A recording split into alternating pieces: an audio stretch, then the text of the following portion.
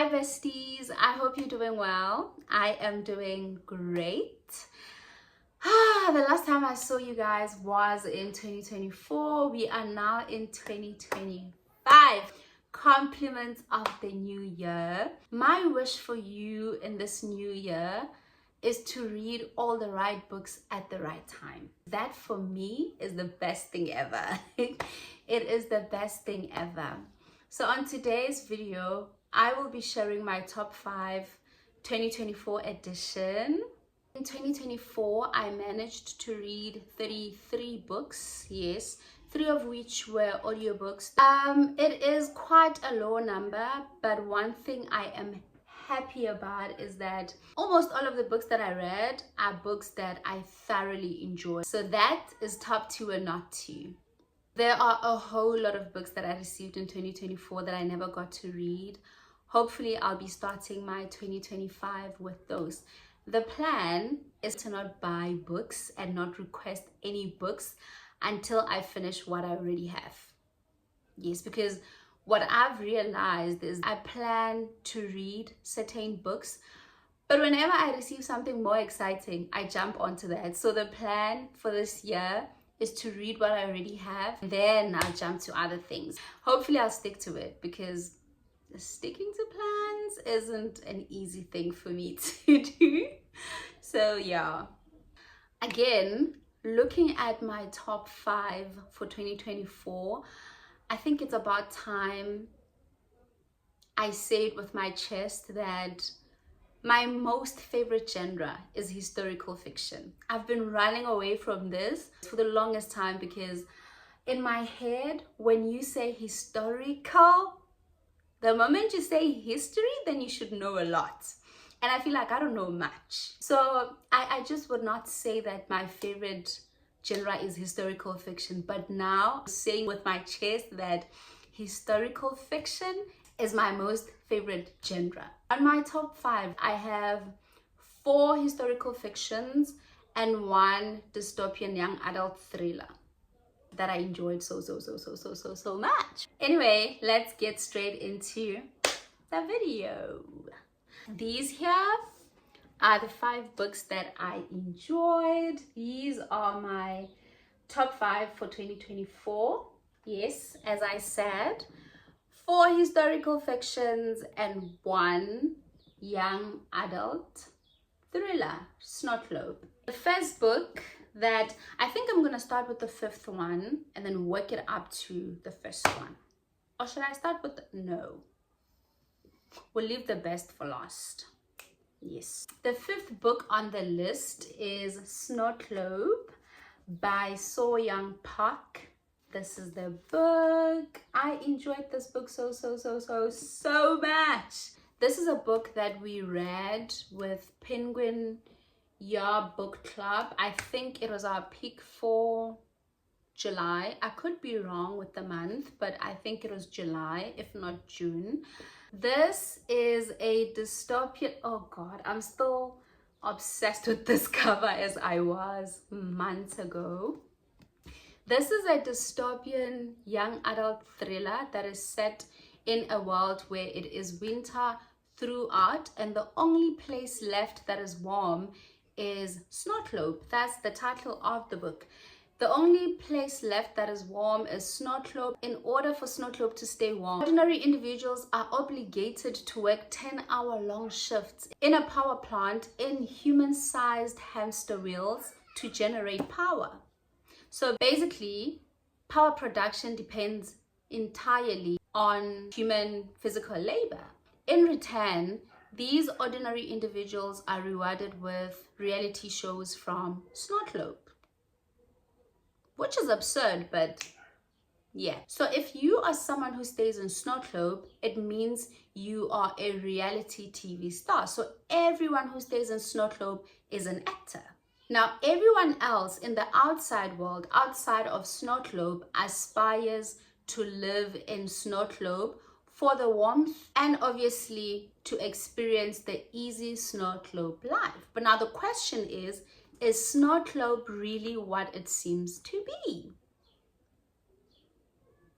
Is it?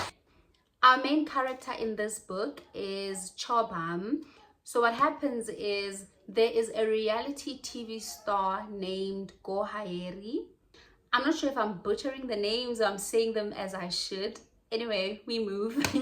So we have a reality TV star named Gohaeri who passes away. Now the production team has to leave Snowclope and go scout for someone who resemblances Gohaeri. They find Chobam. Now we follow Chobam as she comes into Snowclope to uncover the realities of Snowclope and its buried secrets.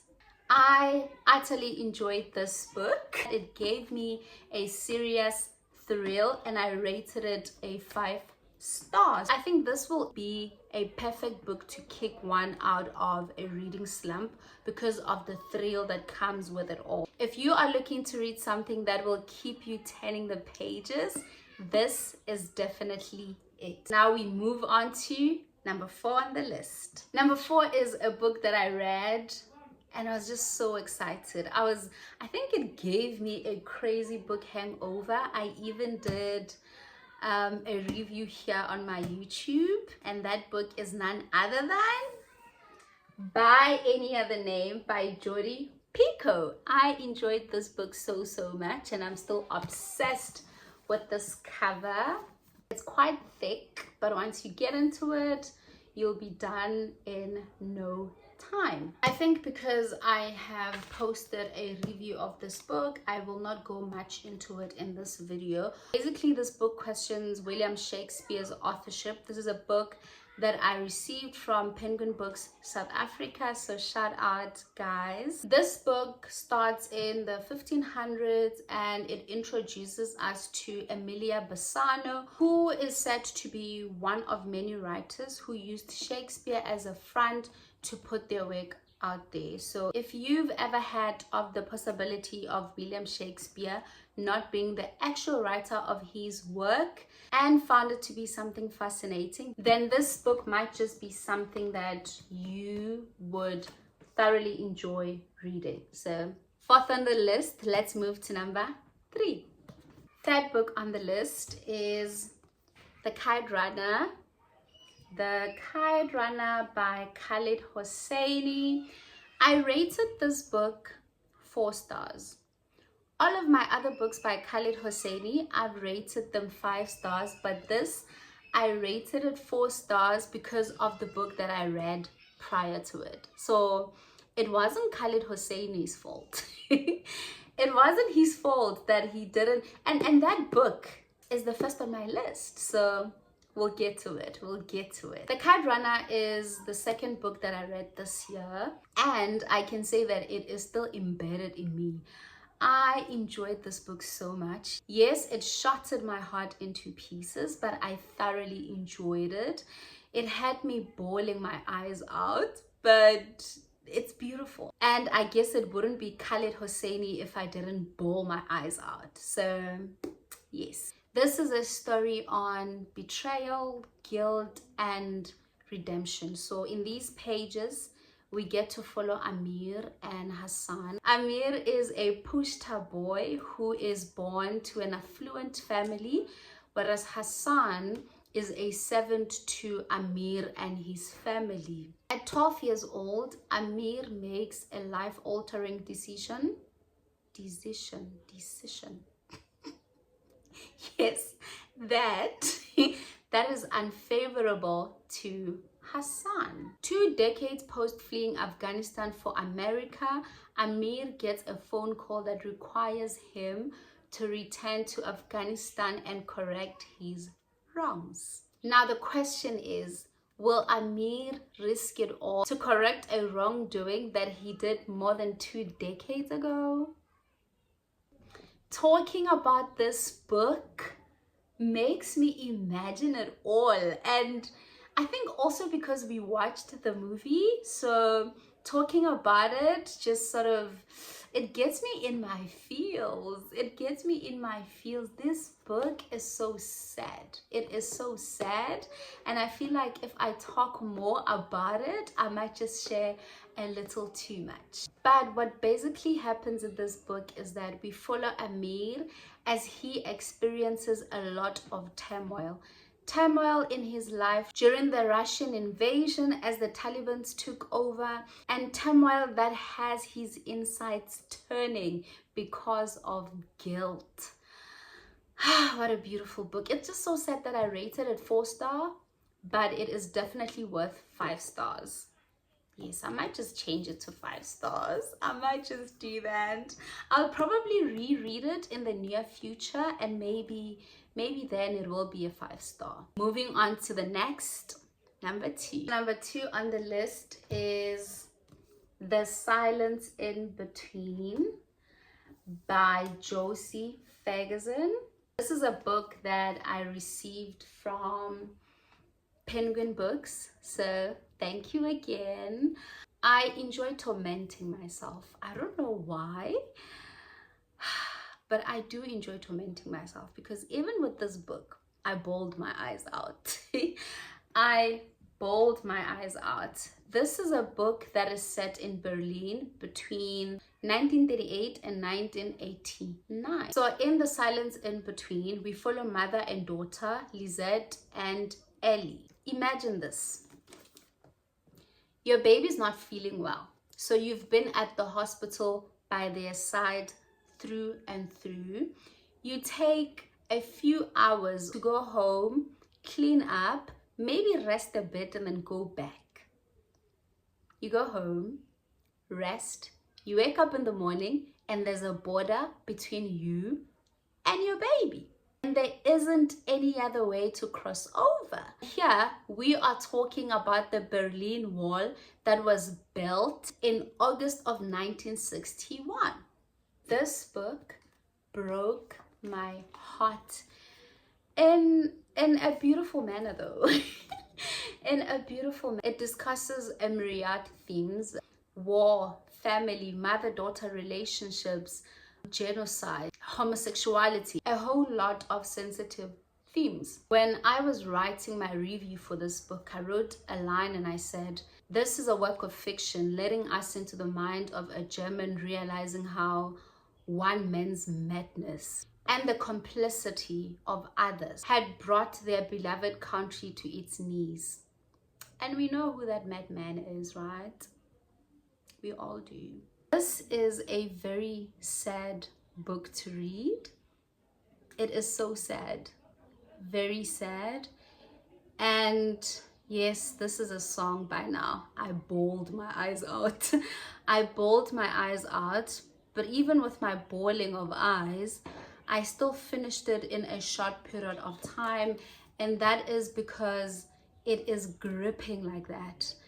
I just kept wanting to know more and more and more and more. And I think one thing that made me cry as much as I did was that no matter how unfathomable some events appear to be in a book, because it's a work of fiction, the truth is it is someone else's reality somewhere, and that pains me so much. The lighting is a bit different now because it's getting dark outside, because I'm using natural light, so it's getting a bit dark. It's almost 7 p.m, so bear with me, we're almost done. One thing I remember in this book was that they spoke about how whenever there's a war, everything else shuts down except for bars. So men are still out and about, going out to drink, and they don't keep in mind the safety of their women, because obviously when men are drunk, they get to do atrocious things. So that is something that stayed with me. I don't know why that specifically, but that is something that stayed with me. I rated this book a 5 stars, remains a 5 stars. So number 2 done. Let's move on to number 1. My most favorite book of 2024 goes to The Covenant of Water by Abraham Vickers. Oh, what a roller coaster of emotions reading this book was. I saw a lot of people on the internet saying that it is unnecessarily long. I wouldn't put it that way, and this is because I enjoyed every minute of it. So it is 715 pages long, 715 pages of glorious history. The Covenant of Water is an intergenerational book set in Kerala in the years 1900 and 1977. I'm not sure of those years because I read this book exactly a year ago. I don't remember much about it. I guess I remember the important parts. So we follow the highs and lows of Big Amachi's life, more lows than highs, honestly. So how the book starts is 12-year-old Big Amachi is married off. It sounds so weird saying big and then saying 12-year-old, but you will get it when you get to read this book. So 12-year-old Big Amachi is married off. She gets to marry into a family where they suffer from the condition. So what happens with the condition is that in every generation, at least one person dies from drowning. Guys, intergenerational stories have my heart. And this is for one reason and one reason only, the feels. I enjoy the feels. I want to feel everything. I appreciate Abraham's ability to describe things so well that you can vividly see them. When I was reading this book, I could vividly see everything. I remember seeing Filippo sitting cross-legged besides Big Amachi and Baby Mole's unmoving body and peaceful face. I wept so hard at that scene that I couldn't even continue reading. I remember this so well. I was in bed reading and I just could not continue reading after that. I went to sleep and I decided I'll continue reading the following day. This book is delicately written, so much so I felt each and every emotion that came with each page. I fell in love, laughed, cried, smiled, got angry, got heartbroken, grieved. I experienced every emotion you can think of. That is just how good this author is.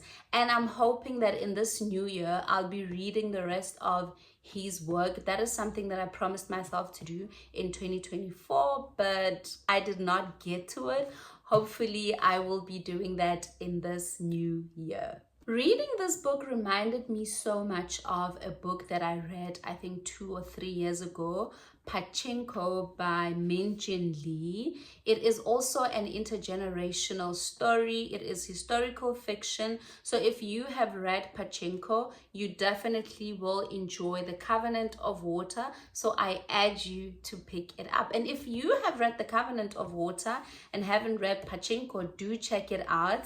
And with that, we have come to the end of our video. I am keen to hear what were your 2024 favorites. Thank you guys for watching. Bye.